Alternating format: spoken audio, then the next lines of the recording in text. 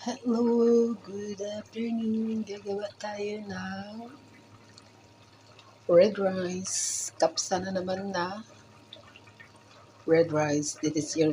Ito yung karne natin. May tomato paste, may sibuyas, at saka may black lemon. May darsin dyan, guys. Cinnamon stick. Yan ang red rice natin na kanin. May ilagay natin yung kanin.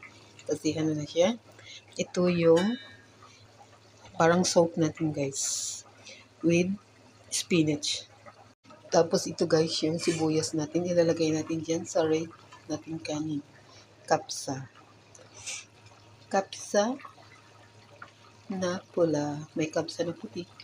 Yan, kapsa na pula. Yan, guys, ilalagay ko na lang yung kapsa. Ito na yung rice niya. Tapos, guys, haluin mo siya para mati sa ilalim.